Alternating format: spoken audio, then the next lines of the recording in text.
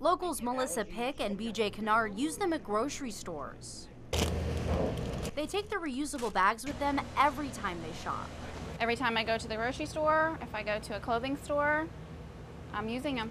Including here at Lee's Farmers Market in Murrells Inlet. Every week.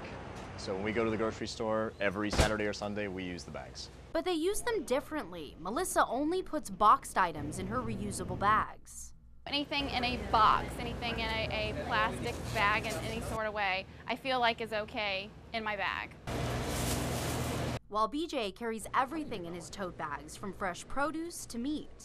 We have everything in there, from whatever boxes we use to anything we bought that day, from veggies and meats to cereal to all those things. They both use their bags every week, but do they wash them?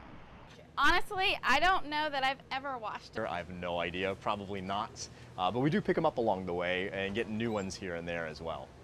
They are not alone. In 2011, the University of Arizona and Loma Linda University did a study. It found 97% of U.S. shoppers don't wash their reusable grocery bags. So do you need to?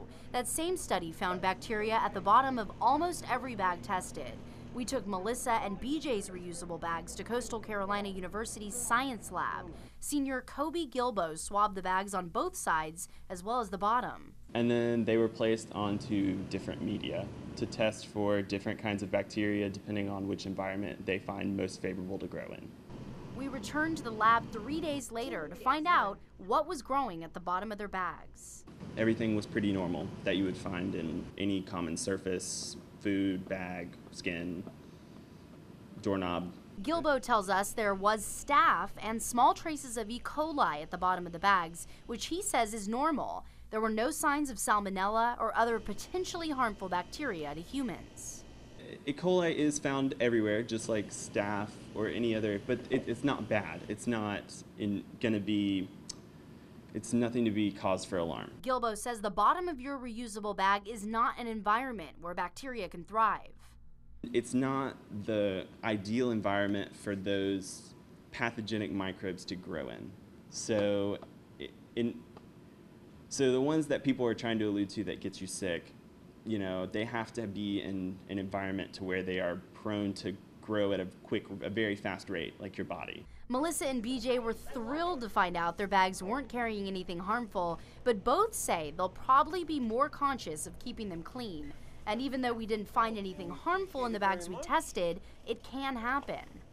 There are some things you can do to make sure your bags are safe and clean, and number one is to wash them. Washing your bag will likely get rid of 99.9% of bacteria. Experts say the best way to wash them is by hand washing them, or just throw it right here in your machine. If your bag is plastic lined, you can use hot water and soap to wipe it down, or really any disinfectant. Aside from washing, we have a few other suggestions. Store your bag in a dry and cool place, not in your car or trunk. Don't let food sit in them for days or even just hours. Unpack them the minute you get home. It's a good idea to have separate bags, one for your meats, another for your produce, and another for boxed items. Follow these simple tips and you can help protect the environment as well as you and your family. Crystal Costa, WPDE News Channel 15.